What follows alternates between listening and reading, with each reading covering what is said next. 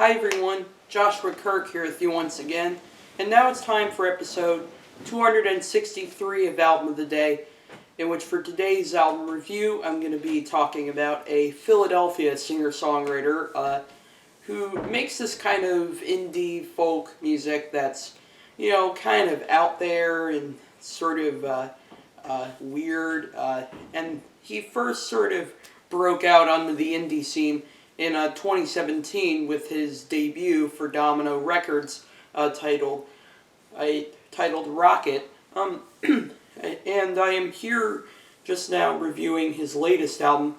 And the artist I'm talking about is Sandy Alex G. And I'm here to review his newest album and latest for Domino Records, released on September 13th, Friday the 13th on 2019. And the album is called House of Sugar. And as you can see, I have this on vinyl. Fun fact, this is actually one of the last vinyls I bought. I bought this at Soundgarden, by the way, but this is one of the last vinyls I bought before being in quarantine because of the coronavirus pandemic, which, I hope everyone, stays safe and, protects themselves. Anyway, here's the really beautiful album cover on here, and I think it very much, adds to the sound of the album very well. I'll explain why in a little bit. And here's the back. And even though there's no track list on the back, there are 13 songs on this album, and it's over 37 minutes long, so not too lengthy. Here's like some artwork here. And there's the lyrics for each and every song. This standard black vinyl. Here's side A, and then side B. And there's also in here a download card, but I actually don't really use download cards anymore because I don't really use iTunes anymore. What I do use to kind of stream my music is I have Spotify Premium, and I do have this album on my account. And that's the vinyl copy of House of Sugar, the new album from Sandy Alex G. Now, I'd heard of Sandy Alex G through Rocket, didn't really get a chance to hear it, but it was 2019 when I finally got to hear this guy, and of course I did hear a couple of cuts leading up to this album, one of them being Gretel. And to be honest, at first, I was kind of underwhelmed by him. I mean, I liked some of the ideas, but I was thinking, the structure is a little fragmented, it seems a little bit messy, so I kind of came into this album actually not really that excited necessarily, and I admit the first time I heard some of it, I was quite underwhelmed, but then the first time I actually listened to this album all the way through, I thought, this is actually kind of interesting, It's pretty out there, it's a pretty unorthodox take on psychedelic folk, but I'm open to it. So then I decided to give it another listen all the way through, and man, was I blown away. This is definitely one of my favorite albums of 2019, even though I didn't get a chance to include it in my top 50 albums of 2019, but hey, that was just my favorites at the time. It's changed, it's evolved, but that happens to all of us as critics. But yeah, I loved this album. It still feels every bit as mysterious and kind of out there as Rocket, but yet it actually feels very cohesive, and the songs actually flow together very well. I feel like I'm watching some sort of really pseudo I feel like I'm watching some sort of really crazy kind of John Waters directed sci-fi movie or something like that at points. That's got points that are very beautiful, other points that are very unsettling and kind of creepy, and I just love it all the way through. The opening track on here, Walk Away, features these beautiful layers of electric guitars, and kind of backwards keyboards and effects. Really nice pianos on here. I think I heard some hammered dulcimer in there, really showing some really cool instrument choices.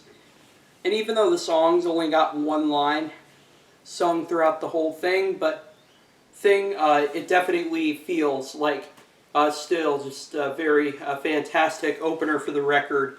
It's kind of a taster for the rest of the album, yet it feels so rich and full. And even though it's got lo-fi elements to it, it also sounds so well produced too. Like easily the most well-produced thing, I think, really showing that this is Sandy Alex at his most well-produced to date. The next track on here, Hope, is a little more of an accessible singer-songwriter ballad. Features these finger-plucked guitars and kind of whispered vocals that definitely remind me of Elliott Smith. That's definitely one of the biggest influences I'm seeing on this album. But I also love how kind of absurdist the lyrics on this song are. Even though it is apparent, yes, he is expressing some feelings of melancholy on this track. It also sounds like, he just took a little too many drugs at the same time, and it's just so lovely. And that violin solo toward the middle, I think, is really nice too. Then we get a little bit of cosmic country, as I call it, on the track Southern Sky, with these syncopated guitars and pianos, as Rick the Lie, I think, very smartly mentioned on here. Also love the usage of xylophone. The fiddles and the harmonies, I think, really blend very nicely on the track too. Also love that very triumphant, almost marching band outro on the song too. And also another song where I'm definitely seeing a lot of, lyrics that, sound as though Alex just took some really good drugs and is sort of in a phase of sort of feeling extreme joy, but also like kind of extreme uncertainty and melancholy. The next track, Gretel, as I said, this is the first song I heard on it. I heard from the record. At first, when I heard it, I was underwhelmed, but then when I came back to it, complete and total 180 on this track. This track is easily one of my favorite songs of 2019. It is just so beautiful. It's so unpredictable. It's like, even though it's not very lyric-centric, I will say that's part of what makes this song so magical. It's just like how it's not, anything you think you know about music, this song completely obliterates it. With a song, with an intro that sounds kind of like, haunted ghosts in like a barn or something like that.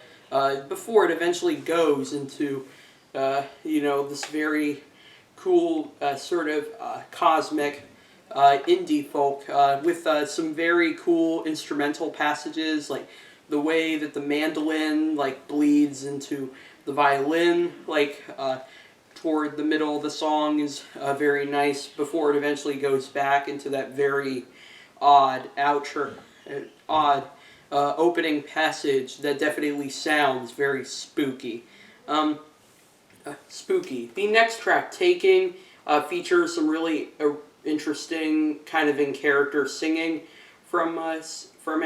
I mean, this is the kind of album where Alex vocally does all kinds of interesting things. There are points where he's singing in his normal voice, but then he's singing either with like pitch shifting or probably a little bit of helium in his voice even, and sort of doing this, kind of doing the voice of maybe a significant other that's kind of in this world, like this person that he's like drawn to sort of singing on here, even if the track does seem a little bit underwhelming, it leaves a little bit to be desired in my opinion. It ends in an unsatisfying way, which is such a shame because I do enjoy the piano and keyboard passage midway through the song. The track Near features this like really insane beat on there. It's definitely one example of Alex tackling electronics in a really cool way, where he's using all kinds of glitchy pitch shifting effects on his voice, as well as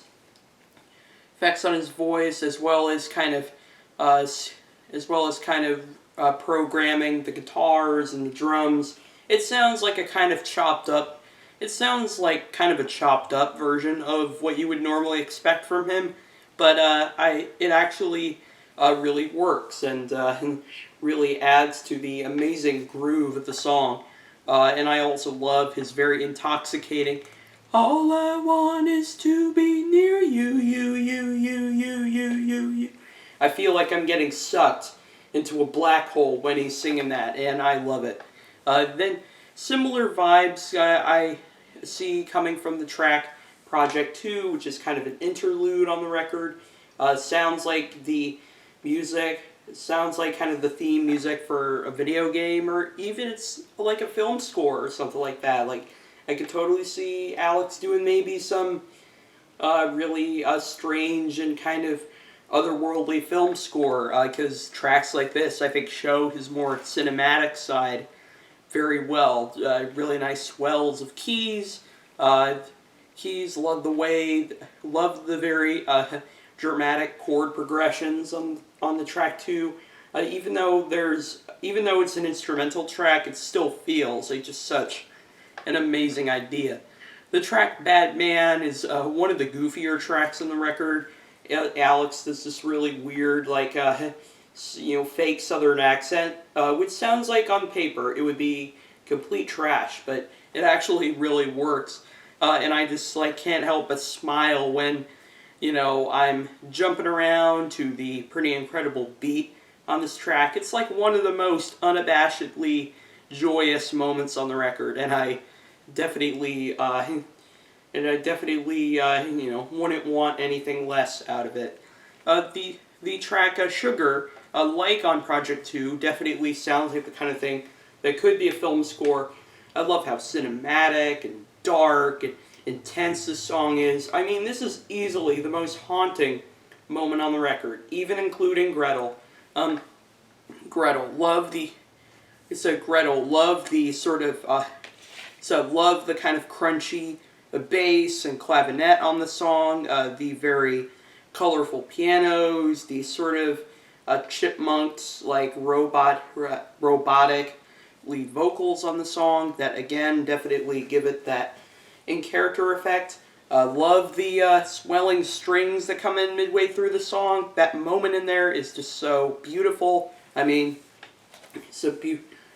in there is just so beautiful. It's likely my second favorite track on the record, right after Gretel, because the way that all the instruments blend together is just so good.